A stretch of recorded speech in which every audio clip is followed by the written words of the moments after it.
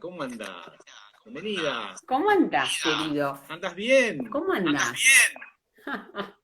Bueno, acá estoy. Después de un poco de, no sé qué hice, que no toqué. Bueno, la cosa es que te estoy viendo perfecto. ¿Me ves? Sí, te veo perfectamente. Y estamos acá. Ay, qué suerte. Ya estuve comentando Qué suerte. de Instagram, Facebook. Bueno, de tu presencia, Buenísimo. más de lo que vamos a hablar. Pero bueno, por suerte te tenemos aquí. Tenemos a Nicole también, que te manda bienvenida. Muchos saludos. Buenísimo. Así que bueno. Y le estaba contando, tenemos también a la gente de Facebook, que nos están viendo también, pues no, tu cara no va a aparecer Fanny, pero sí tu voz. Por ahí capaz Bueno, que hay un tema con tu micrófono, porque yo me estoy escuchando también cuando hablo.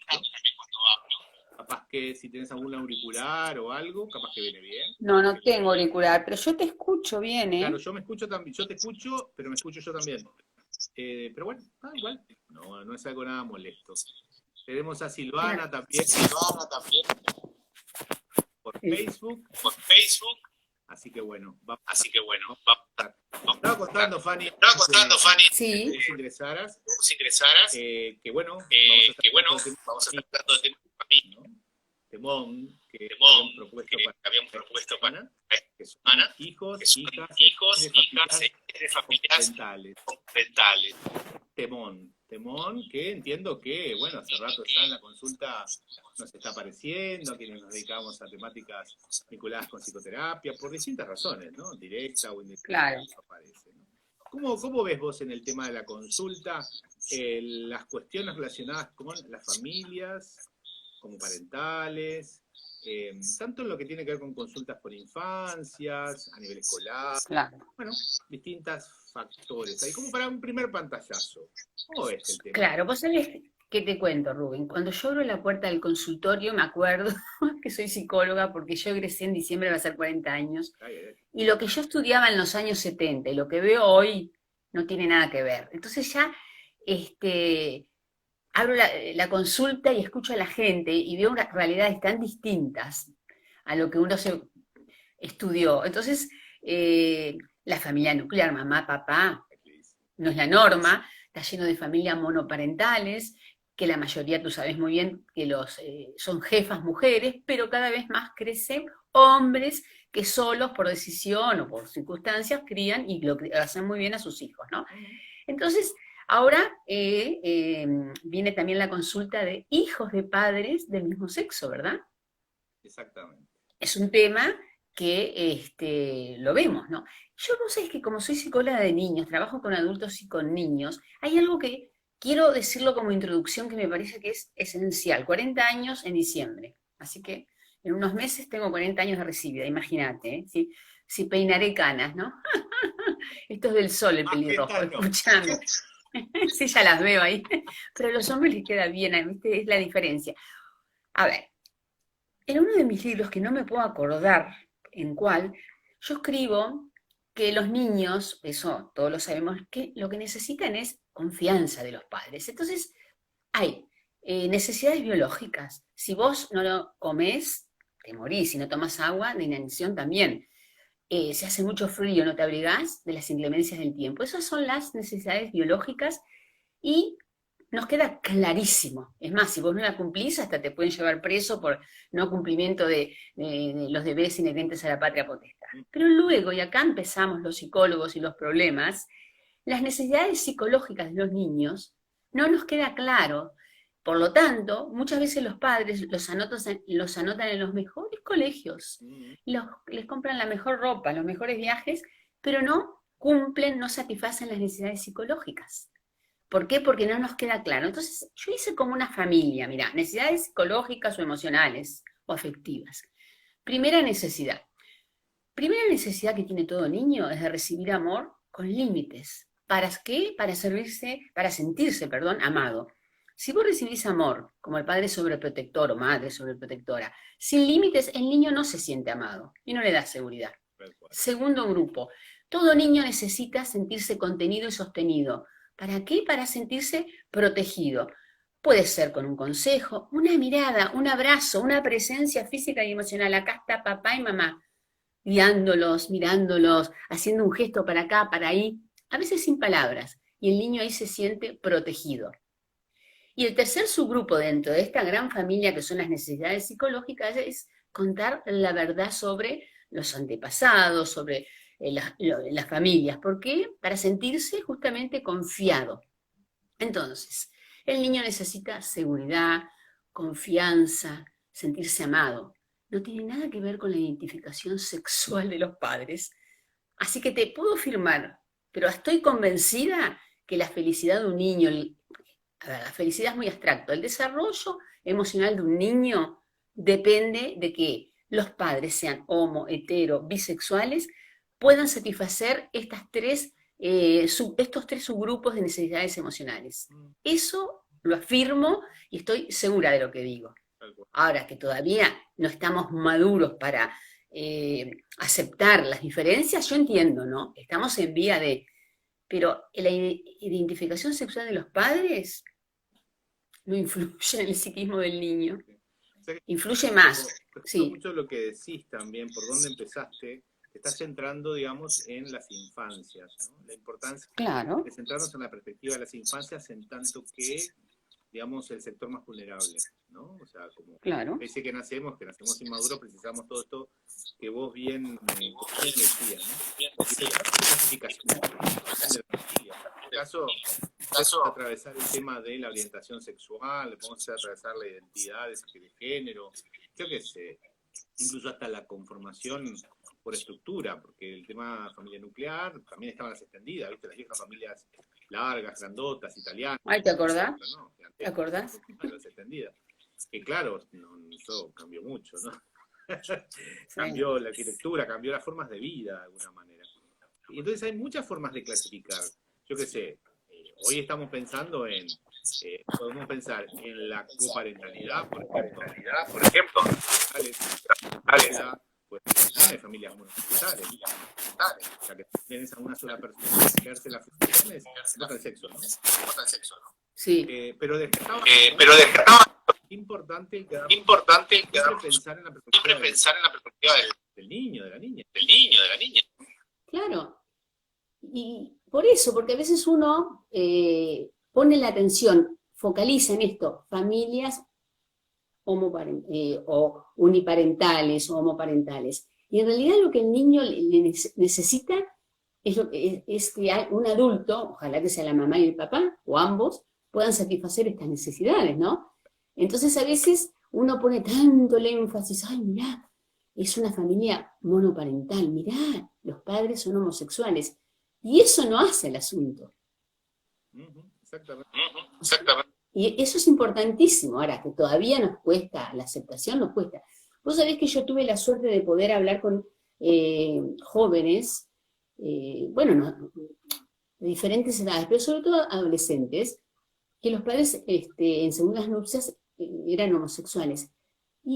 Pero vos sabés que ellos me contaban que cero sufrimiento, o sea, de parejas, mamá, papá, después se divorciaron y la mamá se iba con otra mujer, el papá con otro hombre. Cero sufrimiento, ¿por qué? Porque ambos padres estaban presentes respetuosamente, me explico, saciando estas necesidades. Entonces, romper una lanza no es lo importante, la identificación sexual de los padres. Sí, exactamente. Ahora, el niño si sufre porque papás son homosexuales porque se burlan, o el ex o la ex, o la sociedad, el núcleo, ¿verdad? Sí, tal cual. Tenés esta realidad que vos... Hay muchas realidades. Me está diciendo Nicole que estoy acoplado. Estoy escuchando, lo cual es muy... Hablar. Me estoy escuchando a mí. No sé por qué razón será, pero... Yo no sé por qué... Me parece que yo ponía... Ahora es mejor, porque yo ponía mi celular sobre la pared. ¿Está mejor ahora? Ahora sí, me escucho. Le pregunto a la gente... ¿Sabés lo que me pasa? Yo lo apoyo en la pared y es porque lo apoyo en la pared. Perdón, lo voy a apoyar en mi mano. Sí. Escucho ¿Se escucha mejor ahí? Sí, dice Vero. Perfecto. Lo saqué de la ventana. Gracias. Ah, perfecto. No, esa situación también de familias que son heteroparentales, o sea, que son de ambos sexos, las figuras parentales, que hay dos, pero bueno, estas personas obviamente después se separan y empiezan a tener vínculos gays, lésbicos, no importa, Claro. también se produce toda una cuestión. Ahora, para esto que vos bien señalabas, que tiene que ver con la seguridad, con las garantías de seguridad y cuidado para las infancias, qué importante también en el caso de las familias, pensaba, homoparentales, que no tienen aún el mismo soporte social ni cultural respecto a la validación, porque también desde la cultura, si vos no tenés validación suficiente, ni tiempo suficiente como para que se diga así, las uniones, los lazos que vos formás son lazos, digamos, dignos, lazos válidos, adultos que pueden cuidar, también, digamos, ese adulto le lleva tiempo también creerse realmente que su función de cuidado es válida. Qué importante también que cuando un adulto gay o lesbiana, heterosexual también, pero en el caso de las personas heterosexuales, viste que parece que porque simplemente son heterosexuales pueden tener hijos y con eso alcanza. Ah, sí, sí. Estar como bastante también, no sé digo seguros, pero por lo menos conscientes. En el caso de personas gays y lesbianas, por ahí sí, más conscientes cómo se sienten respecto a su aceptación, como gays y como lesbianas también, ¿no? Que me parece una cosa como súper importante porque esto puede sí afectar, como otros factores afectan también a las infancias. Creo que hay una cosa importante. Claro. Claro, primero también hablando así de esto de parentalidades, maternidades, es que no todo el mundo quiere ser papá o mamá, punto. Aceptación. A veces pasa que hay gente joven y yo valoro tanto, no quiero ser mamá. Y bueno, vemos por qué. No tiene por qué haber un conflicto, no tenés por qué, no te tiene por qué gustar el deporte o la música de tal ritmo. Entonces, primero hay que querer ser papá y mamá, primero. Y es un trabajo 24 horas al día, vitalicio. Entonces, creo que eso es la importancia. Ahora, la identificación no tiene por qué importar, ¿no? Y vos sabés en esto que estamos hablando de las familias, bueno, las familias homoparentales o monoparentales también, pensar que la familia, que es un constructo del siglo XVII más o menos, no me puedo acordar, pero no hace tanto, claro, en realidad la familia, no sé, pero ¿qué opinas vos? Tendría que ser un lugar, ya no importa la identificación sexual, sino si es una pareja, si es una familia nuclear, si es una madre o un padre solo, tendría que ser un lugar de protección emocional y física, por supuesto.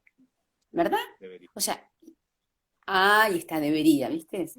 Bueno, pero esa es la importancia, debería, tendría que. Y viste que en las familias es donde está la mayor cantidad de abusos sexuales, de violencia. Y eso, entonces, ¿dónde ponemos el énfasis cuando hablamos de familia o de ser papá, ser mamá? Exactamente. Me parece que tendremos que empezar a mirar desde otra óptica, ¿no? Exactamente. ¿Qué daña al niño, qué daña al adulto también? Y que le hace bien. Incluso también estaba pensando cuando analizamos, a partir de que analicemos las familias homoparentales, hijos de familias homoparentales, también analizar la situación de hijos e hijas de familias heteroparentales, o sea, donde hay parejas de distinto sexo, cuando muchas veces la conformación de la pareja tiene, digamos, unas dificultades de base muy profundas, bueno, que generan vínculos violentos, más allá de la violencia basada en género, sino vínculos violentos cruzados, que evidentemente constituyen después el ámbito familiar en un campo de guerra. Entonces, Claro. realmente, quienes sufren ahí, en cualquier tipo de familia, ¿no? Pero quienes sufren ahí, por supuesto, que son las infancias. Los informes de la Comisión Uruguaya, no recuerdo bien el nombre de la CIF, ahí lo apoyaste en la pared porque me estoy Ah, sí, es verdad. marcan Sí. una influencia de la violencia intrafamiliar muy alta, ejercida en gran medida por las propias figuras parentales, ¿no? Estamos hablando no solo de violencia física, sino de violencia verbal, psicológica, sexual y demás. Entonces, esto nos abre un espectro como muy, muy grande, más allá del tipo de familia que sea, rescatar esto que bien vos decías, qué nos pasa con el cuidado a la interna también de la familia y qué nos pasa con las infancias y la vulnerabilidad, ¿no? Sí, claro. Entonces, me parece que esto es la esencia, para mí es el meollo del asunto. Me parece que estamos como, viste, como recién que yo me acerqué a la pared, se escuchó mal, no, me parece que hay que graduar. Ese es el problema. ¿Verdad que sí? Sí. Entonces, una institución que es para proteger, mira lo que está sucediendo. Vos sabés que yo hace años leí un estudio longitudinal de hijos de familia, de familias de homosexuales, me acuerdo, en Estados Unidos, y de hace muchos años, y que no tenían ni menos ni más problema que los niños heterosexuales, todo lo contrario. No, sí. Según la calidad cómo ejercían la maternidad o la paternidad, dependía el vínculo, no tenía nada que ver. Ahora, yo pensé que todos los estudios arrojan eso, salvo algunos estudios que están financiados por, bueno, lo cual me parece obvio, financiados por grupos de extrema derecha y grupos cristianos. Generalmente, o casualidad, esos estudios dan otros resultados. Pero bueno, me parece que... uno encuentra lo que busca, ¿no? Claro, y uno encuentra lo que busca y hay la tendencia ideológica. Pero sí, la Academia de Psiquiatría Americana, la Asociación Psiquiátrica Norteamericana, de Psicología Norteamericana, a nivel europeo, todas las organizaciones serias europeas del tema, bueno, marcan esto que bien vos decías. Claro. Y me estaba acordando, ahora que estoy charlando contigo de ese tema, a ver, los dolores, los sufrimientos de los niños. Por ejemplo, los niños sufren muchas veces por algo que a veces la gente no depara. Por ejemplo, padres inmigrantes, van otros niños y se burlan porque es el distinto. Mira tus padres qué idioma hablan, no saben hablar español. O la familia de los gordos, de los petizos, de los blanquitos, de muy blanquitos.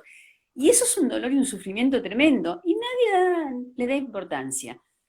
O sea, el desprecio, la burla que hay por el diferente. Eso sí que es un daño emocional. Pocas personas escucho que hablan de eso. En cambio, en el consultorio... Tenemos un problema con el bullying en general. Sí, ¿no? eso.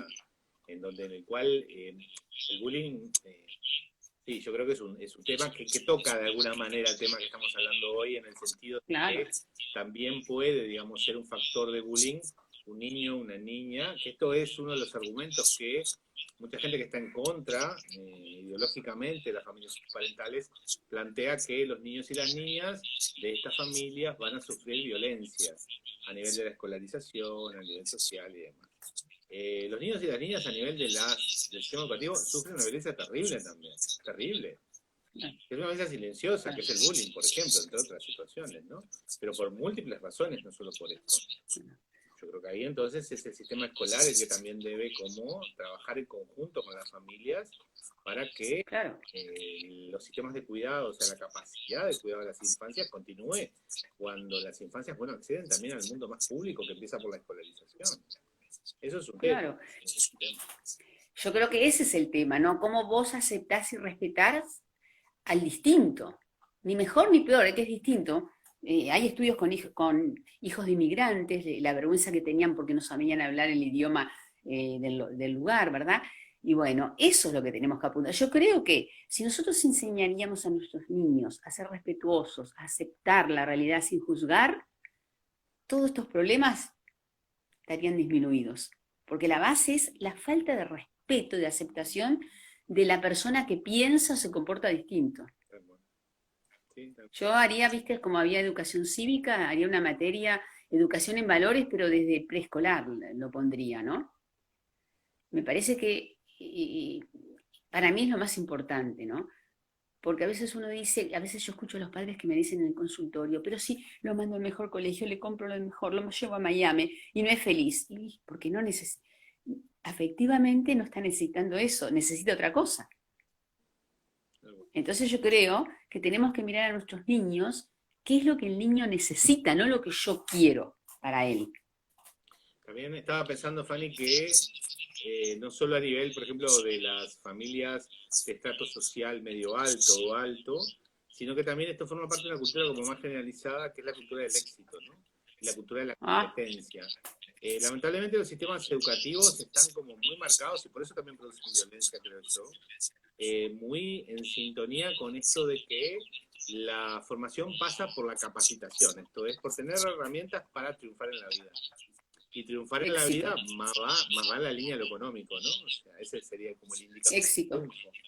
Esto produce, digamos, situaciones de estrés muy fuertes también en las infancias, porque reciben el peso claramente de las familias de que vos tenés que salir adelante como sea. Sí. Tener logro. Exactamente. Entonces, logros, no importa. eso produce una soledad impresionante también en las infancias, ¿no?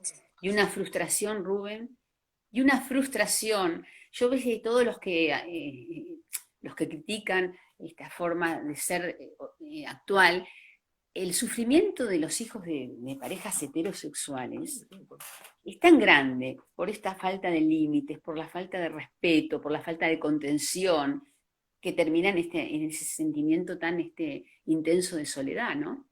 Y yo creo que vos, que sos sexólogo y psicólogo, también verás el tema que a mí me interesó y un poco estuve googleando hace unos años sobre en estas nuevas formas de ser papá y mamá. Por ejemplo, cuando uno hace subrogación de vientre, me encantaría escuchar tu opinión, o cuando uno hace una ovodonación o esperma donación, ¿verdad? Y vos sabés que a mí me llamó la atención que hace como 4 o 5 años no había, depende del país europeo, en algunos países era obligación que el niño después de los 18 años pudiera saber, en otros no, ¿no?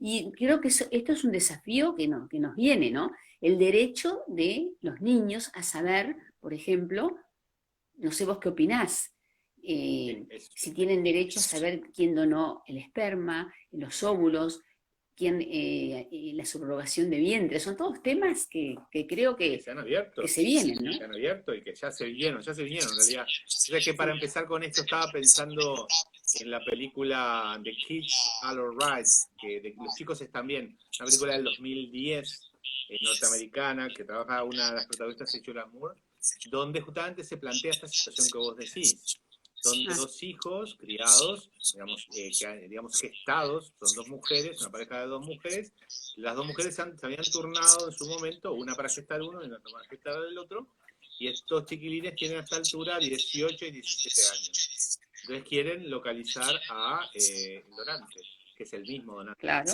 ¿No? Y bueno, no les voy a espolear la película, pero todas las situaciones que se producen respecto, bueno, a esta situación. Yo creo que tiene que ver con unas cosas que vos mencionabas también, ¿no? Que es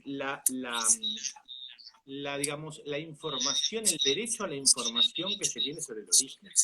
La verdad, ¿no? Claro. Nuestra ley igual de reproducción asistida admite la posibilidad de que la persona pueda, si quiere, levantar el secreto vinculado con el tema de la donación de gametos y conocer el origen del donante o la donante en este sentido. Lo cual me parece súper importante porque sí, sobre todo porque es una cultura que le da mucho peso a lo biológico, ¿no? O sea, claro. Si no le diéramos el mismo peso a lo biológico como marcador de identidad o de linaje o de pertenencia, bueno, capaz que no sería tan importante esto en cuanto a peso psicológico, pero como le damos, bueno, esto de la sangre, Claro. creo que viene mucho de una cosa muy monárquica, que bueno, que la burguesía la incorporó. Pero sí, produce cuestiones bioéticas bastante diversas, ¿no? Bastante diversas. Más allá de conocer la identidad de quien ha donado gametos, también, digamos, cómo se juega toda esta cuestión relacionada con la construcción de una maternidad, de una parentalidad en general, de esta manera. Cómo se tiene un hijo cuando aún una cultura establece que la exigencia, entre comillas, de dos figuras, no importa el sexo, pero de dos figuras, cómo se tiene un hijo biológico incluso desde una figura, como muchas mujeres por ahí se inseminan para bueno, tener un hijo de esta manera. Ese es todo un tema que hay muchos análisis psicoanalíticos, son los que yo conozco en relación a esto, que perfectamente sí se puede construir una maternidad perfectamente armónica, pero siempre también está el riesgo de lo que una autora argentina llama la pasión de hijo, ¿no? O sea, toda esta cosa de tener un fetiche de un hijo, y eso no lo riesgos, ¿no? Por supuesto. Bueno, pero eso pasa con las parejas heterosexuales también, ¿no? No solo con... Sí, en este caso con las mujeres, no importa su orientación, mujeres que no tienen pareja. ¿No? Pero muchas personas lo tienen como un objeto, un hijo. Sí, también, bueno, ese es otro tema. ¿Para qué? ¿Cómo surge el deseo de hijo? Muy bien. Ahora bueno, esos son temas muy polémicos. Bueno, pero hay que saberlo, porque vos sabés que son temas que hacen al ser humano, ¿no? Todo esto, ¿no? Claro.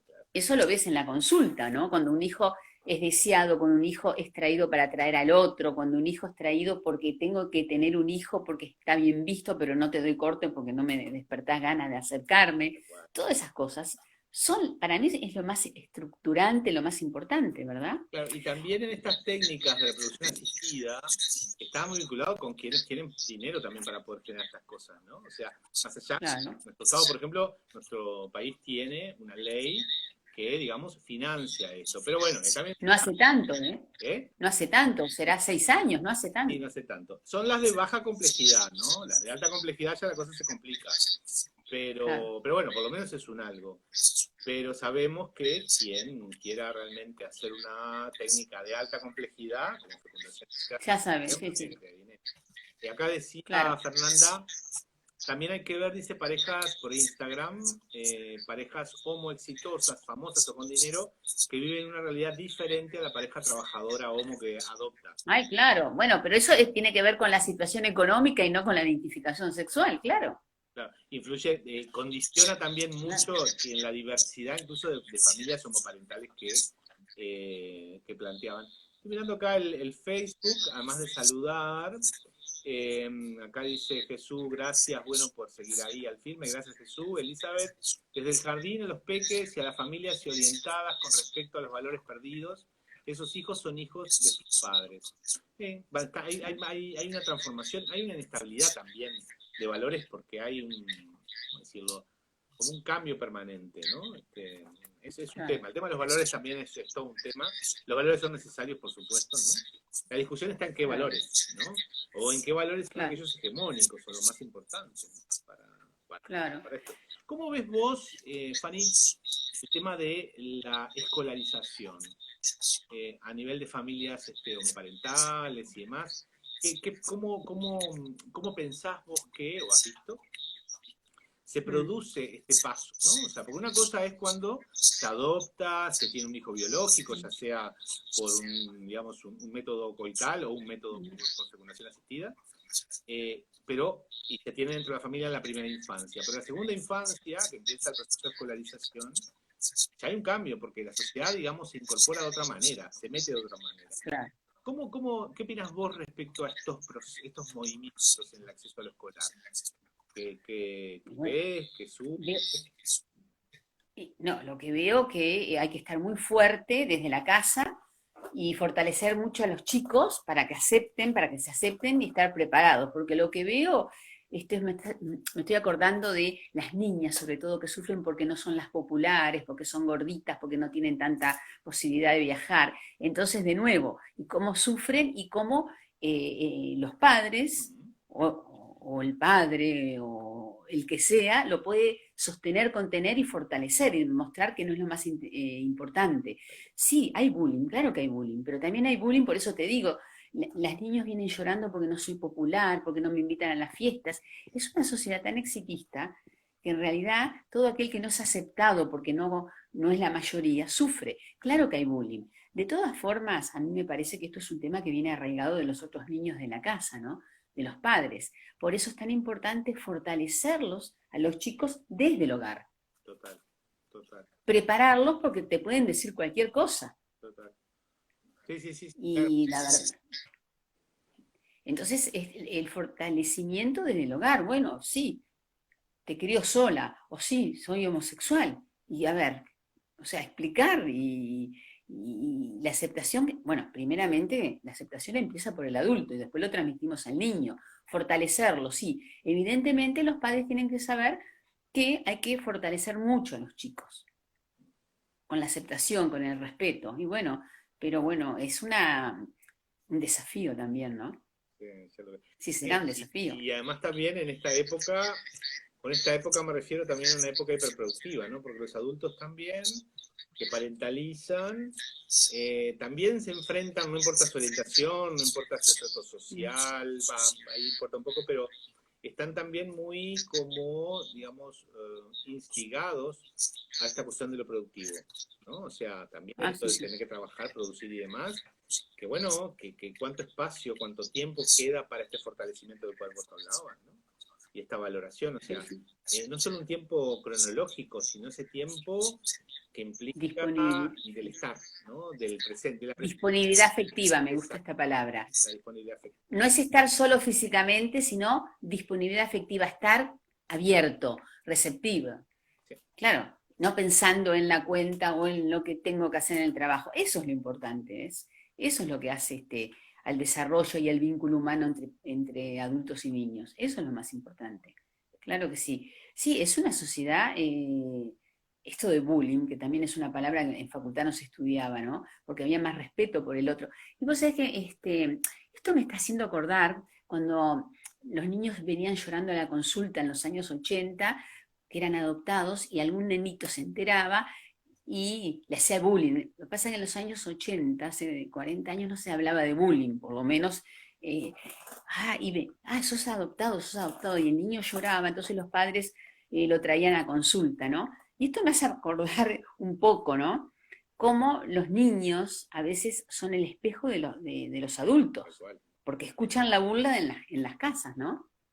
Sí, tal cual. Sí. Bueno, y justamente es en el conjunto de las familias y en la educación sexual informal, esta educación que la ve como educación, que la ve como sexual, que digamos, las infancias están todo el tiempo, digamos, acribilladas con estos mensajes, ¿no? Cuando está, yo que sé, la familia reunida, está mirando televisión, hacen comentarios al respecto, o en la simple habla cotidiana, de cuando se está preparando el desayuno, lo que fuera, de cualquier actividad doméstica, digamos, se hacen comentarios, gestos, se hacen, bueno, lo que sea, y eso es una educación sexual que es informal, que no se la ve como tal, y que, digamos, va transmitiendo también valores, y va transmitiendo también, digamos, mensajes sobre a quién amar y a quién odiar. ¿Quién es el malo? Entonces... Los insultos, ¿no? Cuando uno insulta. ¿A qué insulta? El otro día, el domingo, en la televisión escuché que un parlamentario que debe de gozar de inmunidad parlamentaria decía, yo tengo un amigo, o tuve un amigo homosexual inteligente. ¿Actualmente se animó a decir eso? No, es que no se dio cuenta lo que dijo, no es que se animó, yo creo que no se dio cuenta lo que dijo. Y te das cuenta, ¿no? El introyecto, ¿no? Como que la homosexualidad sería, no sé, una enfermedad, una perversión, y como que sería no sé lo qué. Sí, yo tuve un amigo, dijo en el liceo, muy inteligente homosexual. Claro, ese también es como un intento de valorizarlo, como que eso... Sí, pero queda mal, claro, yo entiendo, pero duele. No, claro, es que oscurece, ¿no? Porque Claro, yo entiendo la intención, pero cómo todavía seguimos escuchando en la televisión el domingo de tarde, por eso te digo, cómo los niños escuchan eso, ¿no? Por ejemplo. Entonces te das cuenta... También Domenech dicen que era un diputado. Sí, fue él, sí. Yo no lo quise decir, viste qué discreta que soy, ¿no? Sí, fue él en polémica en el bar, dijo eso. No, pero está bueno porque este es un espacio de crecimiento. Yo siento a mí no quería nombrarlo porque realmente... Lo nombró la audiencia, pero, acá lo nombraron. Sí, por eso yo no fui, pero es importante porque tiene que ver con lo que vos hablás, los gestos, los comentarios, el niño escucha. Imagínate un niño escucha eso. Sí, ¿Qué siente? Dice muchas bestialidades, ha dicho, y no lo dijo con intención de valorizar. Me lo aclara a mí, claro, porque yo podía interpretar esto que podía hacer como defenderlo mal, porque a veces hay gente que trata de defender, pero defiende mal. Y no es el caso por lo que dice acá Vero. Claro, pero no, yo lo que quiero decir, que hay introyectos, que son ideas fijas, que por lo general son inconscientes, que uno los absorbe, nadie nace con introyectos. Los adquiere ¿dónde? En los primeros años de vida, ¿dónde? En el hogar. Por ejemplo, esto de que, bueno, que los hombres son malos, que las mujeres son sensibles, bueno, que los ricos son malas personas, bueno, tanta cosa, que está prohibido hacer eso. Son introyectos que uno en forma inconsciente los traga, los incorpora, y como quedan en el inconsciente, te digitan la vida. Yo estoy segura que no se dijo con mala intención. A mí me chocó, vos sabés que me hizo así el corazón. Como personas inteligentes que llegan a ser parlamentarios dicen eso, porque no se dio cuenta lo que dijo. Entonces, ¿qué cosas están en nuestro inconsciente, no? ¿Qué valores tenemos? Sí, no, claro, aparte de los valores también, sobre todo cuando se utilizan medios públicos, también tienen que ver con qué intenciones ideológicas también se dicen las cosas que se dicen. No sé si que lo digo o no la clase política, digo, hay también oleadas por épocas que de alguna forma quieren, de alguna manera, instalar un cierto modo de vida. Acá en Facebook, Jesús plantea, dice que estaría bueno saber sobre los distintos tipos de familias a lo largo de la historia y su evolución, para saber cómo llegamos a la familia nuclear, para quizá entenderlo en términos de intereses políticos, económicos, etcétera. Sí, hay muchos análisis de lo que tiene que ver con la familia nuclear, que es la que ha quedado como mucho más marcada, lo hablábamos hoy, ¿no? Se habla del siglo XVII, Fanny, al principio, claro, ya fue, digamos, el elemento principal, porque ¿qué se entendió en esa época? Y era que, digamos, las unidades domésticas podían tener una eficacia política mucho mayor porque agarraban, digamos, a las infancias y ya podían introyectarle la ideología dominante de la mejor manera, ¿no? La revolución industrial también condicionó mucho esto en torno a, digamos, la construcción del obrero, masculino la más de las veces, que trabajaba en el ámbito público, y que, digamos, este obrero tenía que tener un lugar doméstico en el cual, bueno, ir a reposar y construir, entre comillas, su familia. Y ahí es donde aparece también el rol de la esposa, de la madre moderna, que también es una construcción que tiene pocos siglos en realidad. También la niñez es otra construcción, ¿sabés, Rubén? Exactamente. La niñez, los niños, los niños eran en mano de obra. La niñez como la concebimos hoy no tiene nada que ver con la niñez de hace 200 años. Los niños antes tenían que trabajar, eran mano de obra barata. Y ahora pasamos al otro extremo. La niñez, vemos a los niños en muchos hogares, sobre todo de clase media alta, como si fueran unos reyes, unos emperadores, y los transformamos por esa falta de límites en tiranos. Es interesante cómo coexiste esto, ¿no? Porque en lo que vos traes de las clases altas, medias, altas, el niño se transforma, la infancia se transforma en un fetiche que debe, digamos, representar el valor de esa familia. Claro. Es violentado por esa razón. Y en clases bajas sigue siendo un pedazo de carne violentable, digámoslo así. Claro. No en todos lados, pero en gran medida. Estoy pensando en lo que puede ser explotación en general, a nivel laboral, explotación sexual, o sea, las realidades de las infancias están muy jodidas en el mundo realmente. Y no tienen el mismo lobby que tienen otros colectivos ahí discriminados. Y no, los niños no tienen lobby, claro. No tienen. Abrumador la violencia que los niños y las niñas reciben.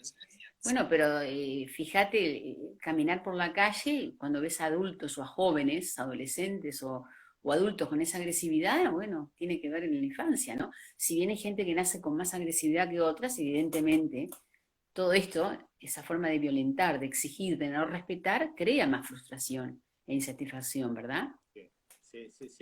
Claro, la situación de... Claro, sí, y por eso digo, en ciertos sectores, no en todos, por supuesto, ¿no? Claro. Una violencia directa, ¿no? Que hace que, bueno, evidentemente el futuro de ese niño, de esa niña... bueno. Acá Elizabeth en el Facebook plantea, dice, perdimos el respeto propio a la hora de tener hijos. Hago responsable a los de afuera, y aparece la simple y compleja frase: no nos enseñaron a ser padres. No quita la responsabilidad de ocuparte y responder a esa paternidad, maternidad y buscar la información.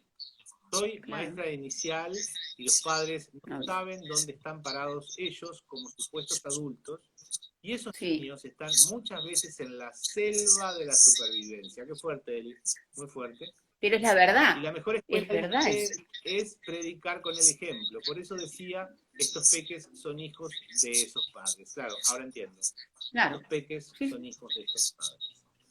Claro, lo que sucede es que los padres hoy en día, vos lo dijiste, están tan en la carrera exitista, tan tan súper exigidos, porque también hay que ponerse en el lugar de ellos, tan exigidos por esto, por lograr, por conseguir, por llevar, por traer, que a veces no tienen tiempo ni disponibilidad afectiva de ver a los niños. Y muchas veces se responsabilizan, sí, son conductores, mira, los llevan de tal lado a tal lado, son asesores de imagen, los llevan a comprar ropa. Pero lo afectivo, ¿viste cómo empezamos la charla de hoy, ¿no? Cómo las necesidades afectivas no son tenidas en cuenta. Entonces sucede lo que dice esta maestra de preescolar. están todo el tiempo llevando conductores, asesores de imágenes, esto, lo otro, te llevan a tal lado, y de repente el niño lo que necesita son 5 minutos que lo escuches, que los abraces. Entonces, son padres que están como que a veces no han madurado porque siguen en una adolescencia de conseguir, de conseguir, de conseguir. Y la verdad que traer un hijo y educarlo es un trabajo 24 horas al día, vitalicio, todos los días del año, toda la vida. No es un trabajo fácil. Es hermoso para que le gusta, pero que es un trabajo que puede llegar a ser cansador de ratos. Es divino, pero de ratos no. Lleva mucha energía, mucho tiempo. Entonces los padres de hoy en día, en esto de que todo ready made, ¿viste? Todo tiene que estar hecho, abrís un sobre y te sale la comida, no querés esperar, te conectás del otro lado del mundo en un minutito. Yo me acuerdo cuando yo vivía en el extranjero en los años 80, tenía que esperar el operador 3 horas para que me conectaran con el Uruguay. Entonces en esto, que es bárbaro porque la vida de los adultos se nos hizo más fácil en esto, de no tengo que esperar, no tengo que cocinar, tengo una máquina que me seca, me plancha, qué sé yo, pero en los afectos somos humanos. Entonces, y acá es donde la maestra yo la entiendo, son padres que se responsabilizan de muchas cosas, a veces hasta se hiper responsabilizan, pero no asumen la autoridad parental, les cuesta. Sí. Lo que pasa es que también creo yo, digo, un poco, de alguna manera, no, porque a veces también el análisis puede caer, a mi criterio, en un error de que todo tiempo pasado fue mejor, ¿no? Que a veces esta idea de que las familias nucleares de otras épocas, claro, sí, tenían valores mucho más claros, pero mucho más rígidos también, y por tanto, digamos, generaban un espacio doméstico de encierro, donde, digamos, no había posibilidad de saber qué sucedía, y que estaban plagados realmente, sí, de, digamos, posiciones dictatoriales, generalmente desde la figura de un hombre, padre de familia, Claro. ¿no? Violencias basadas en género, violencias domésticas, que siguen ocurriendo. La diferencia es que ahora, bueno, sabemos un poquito más. Yo quisiera como plantear esto, ¿no? Cualquier tipo de familia, quiero decir, ¿no? Pero que el modelo nuclear también se plantó como el modelo, el único modelo posible de criar y de cuidar, y que finalmente, digamos, muchas veces lo que hacía era oprimir, ¿no? Entonces, me parece que también es interesante esto de podernos cuestionar que en otras épocas existían valores también, por supuesto, pero rígidos a veces, y que Claro. no necesariamente cuidaban más. No. No necesariamente cuidaban más. Digo, en muchos casos Para sí, nada. por supuesto, ¿no? Lo que pasa que ahora, por suerte, las redes también y los cursos y todo esto de que los psicólogos estamos yendo, psicólogos, asistentes sociales, médicos, estamos yendo a los medios ya hace años, se toma conciencia. Antes se naturalizaba, no había cuidado, había descuido también, había agresividad, habían abusos, pero de la casa hacia adentro, ¿no? Y se naturalizaba, eso es lo peor. Lore plantea en Instagram, dice la creencia, que tiene que ver con lo que estamos hablando, ¿no? La creencia de que los padres son dueños de sus hijos. Es un tema, sí, y de hecho, sí, es un tema porque es una concepción también, porque cuando uno es dueño, si bien tiene una autoridad, por supuesto, ¿no? Y tiene el poder sobre, el poder no es mala palabra, pero claro, ser dueño tiende a cosificar, ¿no? Como también se hace con los otros animales, uno tiene, es dueño de un perro, ¿no? Yo qué sé cómo se lee eso de ser dueño. Porque cuando uno es dueño o dueña, también, digamos, tiene una potestad absoluta sobre ese objeto al cual le pertenece. Esto me hace acordar a todos los colectivos también de... No, y pobre del hijo pobre del hijo que se siente que es una cosa, una pertenencia del padre, para después desprenderte y tener una vida adulta independiente. Qué difícil que es, ¿no? Sí, esto también pasaba, ¿no? Fíjate que pasaba y pasa, ¿no? Pero también estoy pensando, ¿no? En la situación de las hijas que tenían que encontrar un buen partido, por tanto, digamos, bueno, sí. Nada.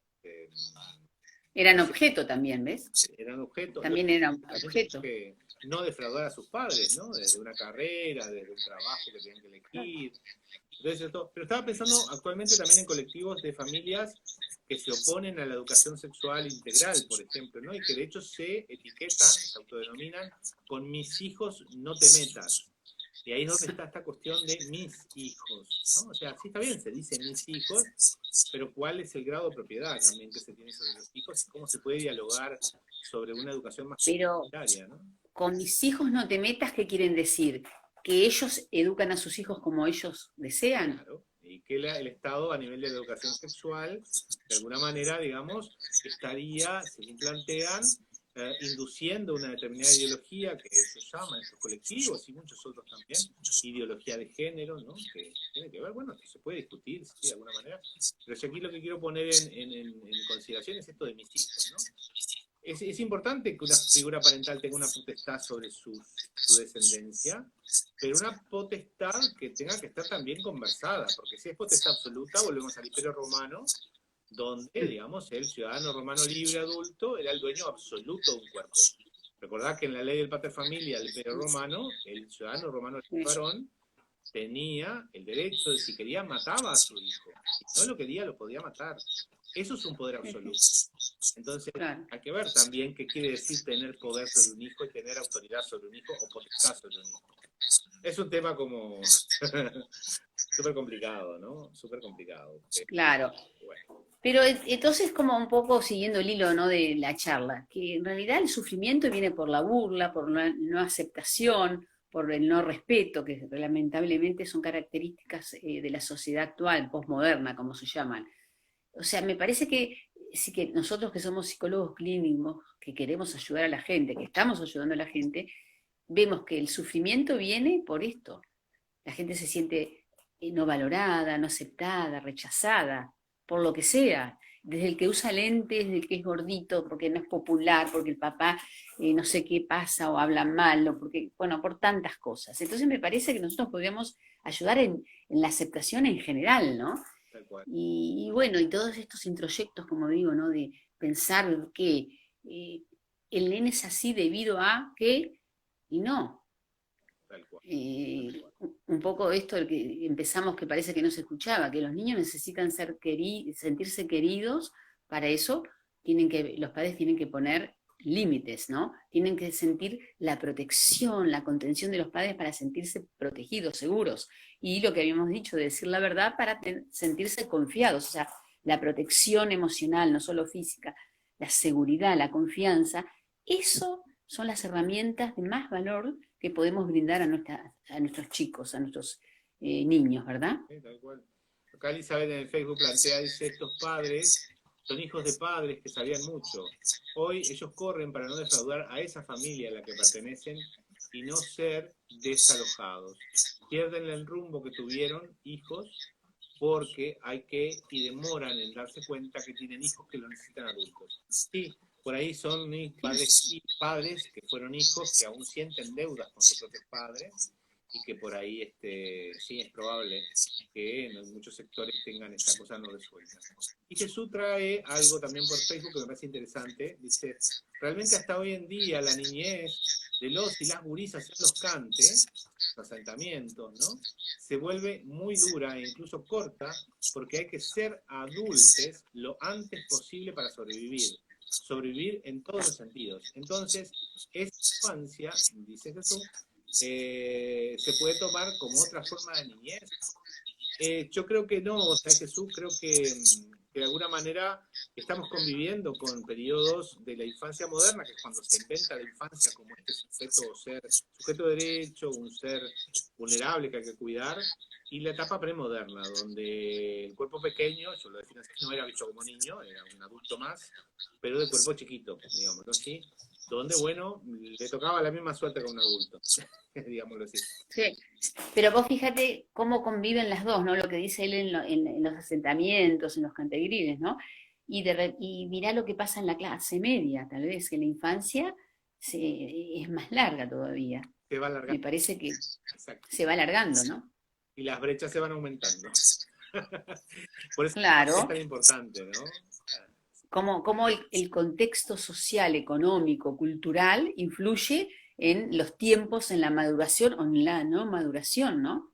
Es claro, increíble, ¿no? En estas familias donde la infancia dura, es más larga, tiene que ver con lo que dice Lore aquí en Facebook, que es pertenencia y no sujeto de derecho. O sea, mi hijo como pertenencia. Entonces yo lo tengo que cuidar más tiempo para que me salga bueno, para que me rinda bien. Ya podemos pensarlo así. Me rinda, me salga bueno. Ahí ya te habla como, claro. Pasaba. Pero eso se da mucho sobre todo las madres, ¿viste? No nos damos cuenta, pero hablamos de esa pertenencia. No me estudia, te dicen, no me come. Estudia, claro. Claro, y con el mundo público también, ¿no? Estas expectativas de que realizame los sueños que yo no pude realizar, lo cual es complicadísimo. O sea, que tu hijo tenga que cumplir lo que vos no cumpliste. Claro, o sea, es que en Gestalt se habla de asuntos inconclusos, y todos tenemos asuntos inconclusos, en lo efectivo, en lo profesional, en lo financiero, en lo deportivo, ¿no? Y está bueno, el que quiera ser papá o mamá, que tome conciencia de los asuntos inconclusos, porque solo vos lo podés resolver. Si vos, por ejemplo, nunca hiciste deporte, aunque tengas 40, 50 años, y te quedó el complejo, bueno, tomate unas clases de gimnasia o lo que sea, no sé, anda a caminar. ¿Por qué digo eso? Porque después, cuando tenemos al hijo verdadero, el que respira de carne y hueso, no el fantasiado, y tenemos muchos asuntos inconclusos, los proyectamos en forma inconsciente y queremos que el otro estudie, que sea buen alumno, que sea sociable, porque yo fui tímido. Bueno, entonces esto de los asuntos inconclusos es todo un tema. Todo un tema. Inconcluso, que lo podemos resolver. Inconcluso nos vamos a quedar, pues nos quedan 4 minutos. Ay, ¿ya? Sí, ¿Ya? Una pregunta, ¿al final se escuchaba bien, Rubén? Sí. O sea, al final me escucha bien. Era que yo lo ponía en la pared, claro. Porque claro, en la pared yo lo puedo pegar, ahora lo tengo en la mano. Bueno, pero se escuchó bien entonces. La cosa es que nos podemos comunicar, que la audiencia también... Fue un placer, Rubén querido, y el mensaje es, lo que importa son los afectos, importan otras cosas, no importa el nivel cultural, económico, social, la identificación sexual de los padres, las ideologías, importan saciar las necesidades afectivas. Exactamente. Yo creo que el mensaje es eso. Sí, ojalá. De hecho fue lo que estuvimos hablando, ¿viste? Qué interesante. Por suerte podemos no quedarnos específicamente en qué pasa. Si bien tienen cosas específicas, las familias son parentales, a nivel legal, la violencia continúa, por supuesto, hay que visibilizarlo. Hay que insistir por una educación sexual integral que realmente, digamos, tenga una perspectiva de género, tenga una perspectiva de diversidad, de derechos, que visibilice la situación diversa de las familias y demás. Pero bueno, sí, nos quedamos por suerte en una mirada como más global para ver la complejidad de lo que son las familias. Buenísimo, Fanny, muchísimas gracias. Gracias a vos, un placer. Estuvimos con Nicole ahí, un placer. Que está ahí saludándote, Nicole Minnick, mirala. compa de todos los jueves, que bueno, no pudo estar hoy porque viste, de a 3 no podemos estar. Mucho relajo, el trío no. En Instagram no se puede de a 3, se puede de a 2, ¿no? Es muy monógamo, viste, muy monógamo. Pero bueno, vamos a hacer. No se puede de a 3. Bueno, un placer, la verdad. Y bueno, hasta estos momentos de reflexión, porque yo creo que son procesos que lo que importa es lo individual, se suma. Exactamente. Muchísimas gracias, Fanny. Quédate por ahí, que tengo que anunciar el próximo programa y así, bueno, como quieras. Para el próximo jueves a las 21 horas vamos a estar hablando de un tema potente, pero un tema de mucha actualidad y mucha violencia también, digamos, que está muy metido en la vida cotidiana de las personas, que es sexo y pornografía. ¿Tá? La pornografía está metida en la vida cotidiana de la gente. La gente, digamos, utiliza la pornografía prácticamente, digamos, como un accesorio más de su vida, lo cual no está ni bien ni mal, pero que también está teniendo efectos sobre, digamos, la posibilidad de fantasear, está, digamos, condicionando las expectativas sexuales que la gente tiene para cuando va a los encuentros con la gente. Entonces, bueno, afecta mucho a las adolescencias, incluso a las infancias, porque el consumo de pornografía empieza siendo muy, muy precoz en niños previos a la pubertad, y niñas previos a la pubertad incluso. Y bueno, es un tema que desde la educación, desde la familia, el sistema educativo, también es un tema que preocupa, pero que muchas veces lo accedemos a él de manera de censura, ¿no? Y eso no necesariamente ayuda, así que vamos a estar pensando, así que te invitamos también, Fanny, para que estés en la vuelta. Ahí. Claro, ya me anoto a las 21 horas. Vamos a estar hablando el próximo jueves, 21 horas. Recuerden escuchar a Fanny en su columna. ¿En qué días y horas tenés, Fanny, en Sarandí? Mira, todos los jueves hace 10 años, a las 14, no, mira, a las 1:30 a 14. Perfecto. Hoy no fue, hoy no, viste, no pudo ser por la reunión de científicos, pero todos los jueves en Viva la Tarde estoy ahí. Perfecto. De 1:30 a 14. De 13:30 a 14 horas por Sarandí, pueden escuchar a Fanny todos los jueves entonces. Gente, un placer. Próximo jueves por aquí. Gracias, Fanny. Nos vemos el próximo jueves. Gracias a vos y a todos. Muchísimas